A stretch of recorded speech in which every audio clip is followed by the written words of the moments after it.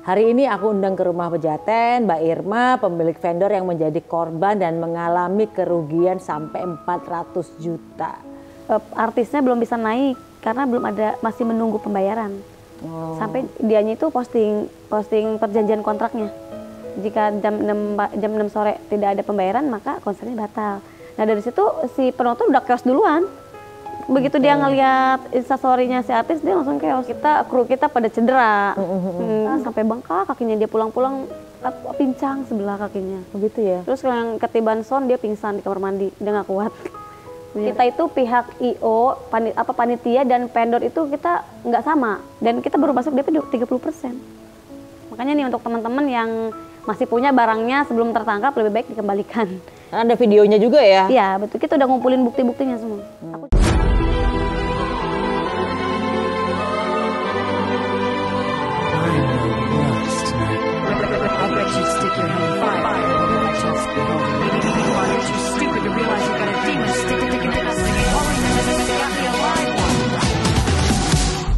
Hai guys, ketemu lagi di konten Maya Al-Edul TV. Nah, bintang tamu aku kali ini, belum lama ini dia mengalami sebuah kejadian yang sangat menyedihkan. Rusuh sebuah konser di Tangerang, penonton mengamuk hingga melakukan pembakaran di area panggung utama konser. Pemilik vendor sound system Mahakarya Equipment curhat di media sosial. Hari ini aku undang ke rumah Pejaten Mbak Irma, pemilik vendor yang menjadi korban dan mengalami kerugian sampai 400 juta. Selamat datang Mbak Irma. Makasih udah datang loh ya. Iya, makasih juga loh udah ngundang aku ke sini. Iya, ini kan apa ya? Pada saat kita nonton videonya yang viral ini kan kita langsung bilang ikut prihatin loh Mbak. Iya, atas yang terjadi. Karena kan aku sebagai juga pelaku industri musik kan. Jujur kalau aku sih belum pernah mengalami yang namanya kerusuhan sampai kerusuhan separah itu ya gitu loh. Tapi kalau misal kalau ngelempar botol isinya air kencing, iya. Maksudnya udah tung airnya kuning gitu, udah ketahuan tuh ya kan. Kayak paling cuma dilempar batu atau dilempar lumpur tuh udah biasa lah ya. Tapi kalau misalnya sampai bakar-bakaran, sampai hancur-hancuran barang tuh aku belum pernah ngalamin selama karirku bermusik. Ini Mbak Irma sebagai pemilik sound system nih ya. Iya. Wah, rugi bandar banget nih ya. Iya, rugi banyak mah. Ya kurang lebih sih 400 juta ya kurang lebih, barang alat-alat kita doang gitu. Yang hancur berarti alat kayak speaker gitu? Ya speaker, monitor, subwoofer, alat band, mic, kabel pada nggak ada. Wah tau gitu colong ya? Iya. Gue butuh mic nih buat di rumah. mic habis. Mic-nya habis semua nih ya? Semua gone? Iya. Sama ini apa nih, colokan-colokan apa listrik itu kabel-kabelan itu habis. Keyboard juga nggak ada? Nggak ada. Wow. Cuman yang kita bisa selamatkan hanya beberapa aja sih. Kalau yang di FOH itu selamat ya, mixer kayak gitu. Alhamdulillah mixer selamat. Masih bisa. Itu yang mahal itu ya? Iya. Mixer ya? Mixer lumayan. Oke. Suamiku ngakunya 65 juta beli, ternyata enggak. 120 juta. Makanya itu yang mahal kan? dia ngakunya kemarin, dia baru beli loh itu. Untungnya selamat, baru banget beli. Yeah. Bun, aku beli ini ya, beli mixer. Berapa harganya? 65 juta aja kok, kata gitu. Oh, ini karmanya suami nggak pakai ngomong-ngomong, harganya dari 120 juta jadi 65 juta nih. Iya, ini gitu. Oke, selain kerugian 400 juta nih, kerugian apa lagi sih yang dialami Mbak Irma sebagai IO, sebagai vendor sound system? Kita ya rugi, anak-anak kita, kru kita pada cedera. Cedera sampai lecet-lecet gitu? Bengkak-bengkak. Oh ya? Benjol kepalanya. Itu berantem apa gimana? Kan dia, kita kan berusaha nyelamatin barang kan, tarik-tarikan, ditonjok-tonjokin, ditendang-tendangin gitu. Ada lagi yang ketiban monitor, ketiban gas, sampai bengkak kakinya, dia pulang-pulang pincang sebelah kakinya. Begitu ya? Terus yang ketiban sound dia pingsan di kamar mandi, dia nggak kuat. Dia nyampe rumah pingsan, ditanya lukanya apa? Enggak, cuma pegal-pegal badan aja. Oke, sebelum kita ngobrol lebih lanjut, ini sebenarnya kronologisnya boleh diceritain tanggal berapa kejadiannya? Kejadiannya tanggal 23 ya, Minggu malam. Oke. 23 kemarin Juni nih ya berarti ya, 2024 baru-baru ya? Iya betul, masih baru-baru ini. Sebenarnya untuk acara kan kita udah berjalan seperti biasanya kan, dari pagi itu sampai siang kita udah cek sound. Ada, pokoknya acara itu sudah ada sound check lah ya? Iya, sudah, artis-artis sudah semuanya sudah cek sound, terus di jam 4 sore kita udah mulai. Bentar, aku boleh tanya nggak? Ya. Artisnya siapa aja sih yang ngisi di situ? Untuk artisnya ada Guyon Waton, ada NDX, AK, sama Pil Koplo. Nah pas udah di sore hari kita dapat kabar kan, artisnya belum bisa naik karena masih menunggu pembayaran. Sampai jam 18.00. Ini berarti kalau boleh tahu artisnya apa yang belum bisa naik sampai nggak dibayar tuh? Guyon Waton semuanya. Guyon Waton ya. Guyon Waton kan dia naik pertama. Nah dia kan udah konfirmasi nih ke pihak kita nih operator, jangan dulu dinyalain kan, karena kita masih menunggu payment. Pembayaran lunas ya. Pelunasan pembayaran sampai jam 18.00, tapi ternyata masih belum ada pelunasan dan gak ada konfirmasi dari panitianya gitu kan. Udah gitu kita semua udah mati tuh, posisinya udah mati, lampu juga udah dimati-matiin semuanya. Udah dimatiin. Terus dianya itu posting perjanjian kontraknya. Jika jam 6 sore tidak ada pembayaran maka konsernya batal. Nah dari situ si penonton udah chaos duluan. Begitu dia ngelihat instastory-nya si artis, dia langsung chaos, langsung marah, langsung pada lempar-lemparan, pada naik-naik ke atas panggung, pada nendangin monitor yang pada berdiri itu di panggung. Itu mulainya dari situ. Jadi mungkin mereka jam berapa sih marahnya tuh? Mulai kurang lebih jam 7-an. Mereka kena aura maghrib ya? Kena aura maghrib kesurupan. Iya, jam 7-an ya dimulai ini jam 7. Nah berarti ini gara-gara sebuah grup Guyon Waton tidak dibayar oleh panitia. Jadi sehingga chaos penontonnya ya. Betul. Ya, bukan kesalahan kayak Guyon Waton juga ya berarti ya. Adalah kesalahan berarti dari panitia yang tidak bisa membayar lunas si pengisi acara ya. Oke. Nah, kalau misalnya kemarin itu sampai ada kerusuhan, alat-alat dihancurkan, sound system dihancurkan. Sebenarnya dalam pekerjaan ini ada perjanjian kerja atau kontrak nggak sih Mbak sama panitia atau gimana tuh? Ya itu salahnya dari kita, memang kita karena sudah kenal sama IO-nya, jadi kita nggak pakai kontrak tertulis. Jadi hanya biasa aja kita ada acara nih misalnya gitu. Ada acara nih, gua mau sewa ini tanpa kontrak. Iya, jarang ada. Salam. Terus kayak paling cuman minta penawaran harga biasanya.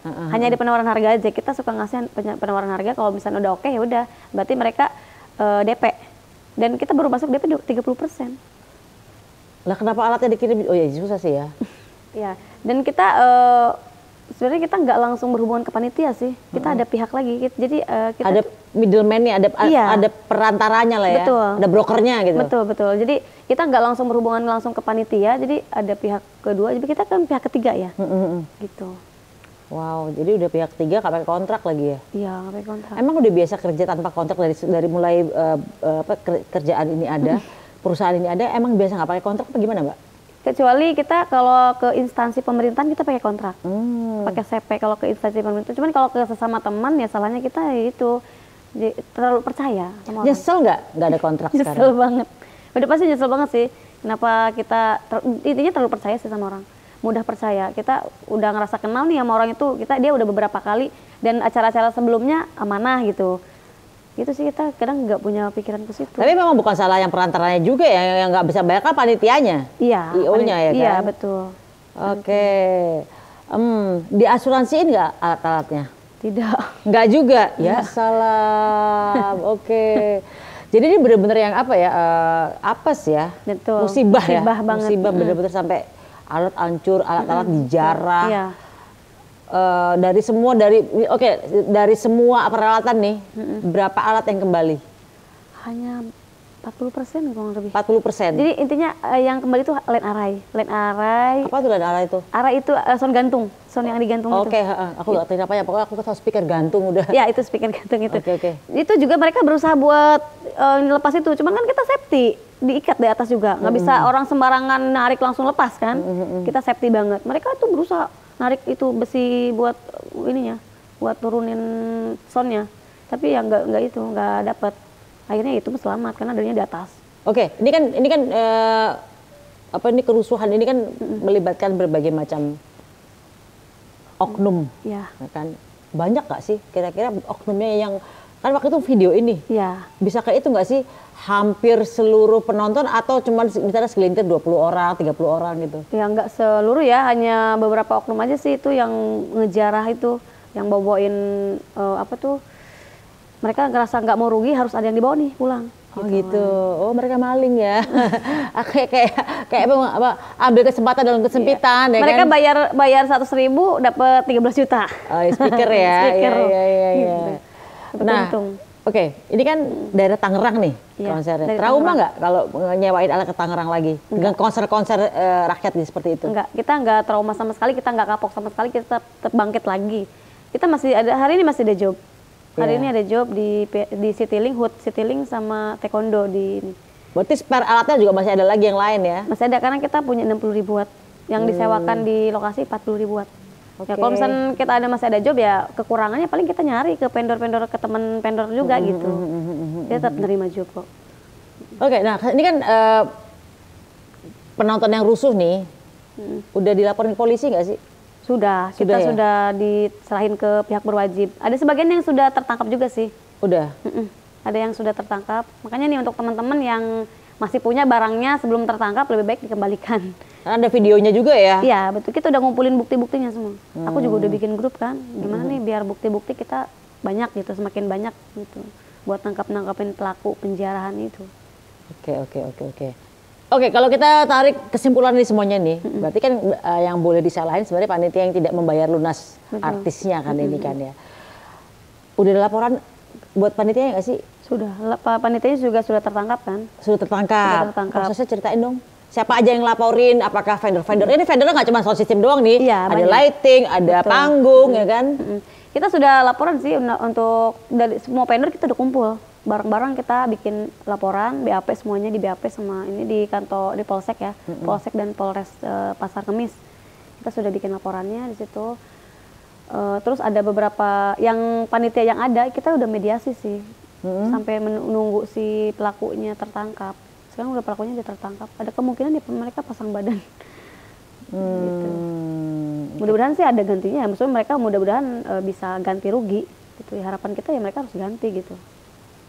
Itu harapannya ya? Ya harapannya harus ganti. Oke, let's say kalau mereka ganti, apakah akan menarik semua pelaporan apa gimana? Atau tetap pidana dijalanin? Tetap pidana jalanin karena kan ini udah. Nah, kan udah diganti Mbak? Ya tapi kan kita udah rugi moral kan, rugi moral kita udah. Jadi tetap lanjut terus ya, tetap lapor ya. Kalau itu sih urusannya suami ya, karena aku kan nggak ikut proses pelaporannya kan. Gitu. Kita sih harapan kita sih balik lagi gitu, dia ganti rugi. Gitu. Cuman untuk di prosesnya mereka walaupun udah balik tetap diproses hukum atau enggak itu kan kita kan vendornya bukan sendiri, yang ngelaporin kan banyak. Jadi harus semuanya harus bareng-bareng kan, harus diskusi bareng gitu kan. Oke. Nah, ini kan apa? Pada saat artis cancel, nggak jadi naik panggung gara-gara belum lunas nih. Kemudian tiba-tiba langsung rusuh nih. Nah ini edukasi nih buat rakyat Indonesia yang mau nonton konser nih Mbak ya. Apa sih yang mau disampaikan? Kan dalam sebuah acara itu kan nggak cuma panitia aja. Ada vendor-vendor yang banyak vendor, nggak cuma satu, bukan hanya cuma sound system, tapi ada panggung, ada lighting, ada apa lagi tuh ya? Ada tenda, ada kursi. Itu kan masing-masing vendornya beda-beda tuh kan. Tapi sama rakyat kan pokoknya mereka nggak mau tahu, semuanya dihancurin gitu kan. Betul. Nah, edukasi dong ke penonton-penonton Indonesia ini jangan sampai kejadian anarkis yang main hakim sendiri nih ya, itu TV itu ya. Main hakim sendiri itu ya. Jangan sampai kejadian main hakim sendiri ini terjadi di kota-kota lain loh. Iya.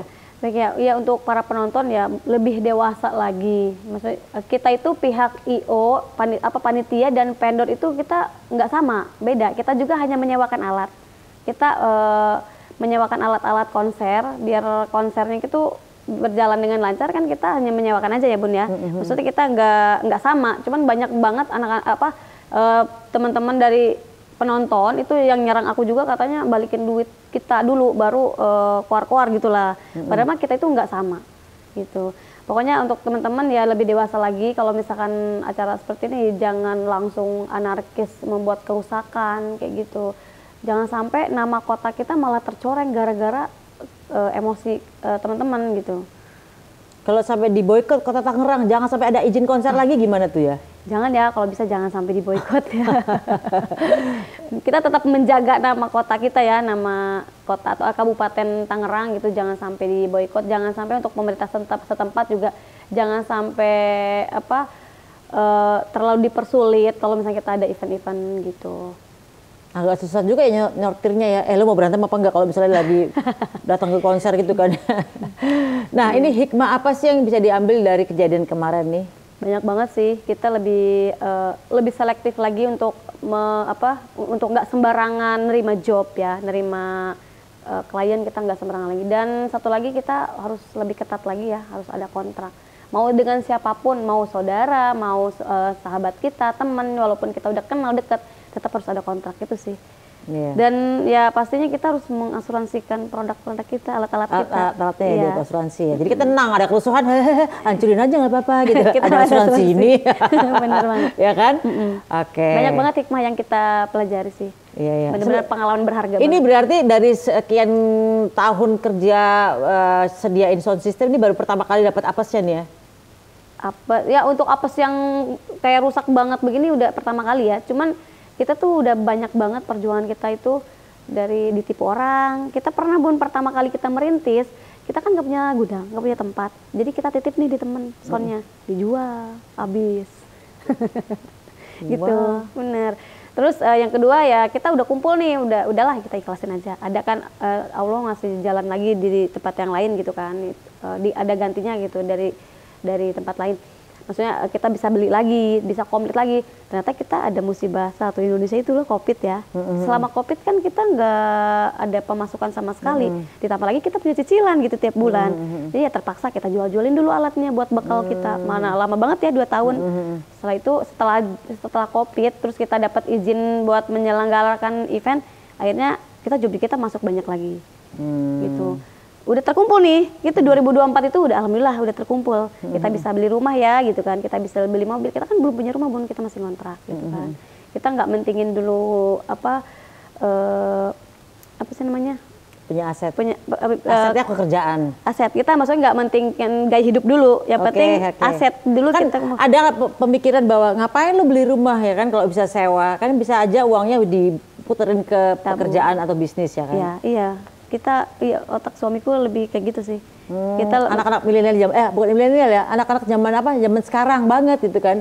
Gak usah beli rumah, mendingan kontrak aja, uangnya buat diputerin bisnis gitu. Iya, nanti kan kita bisa beli lagi yang lebih gede, yang lebih bisa ya gitu. Sesuai impian. Sesuai impian kita ya.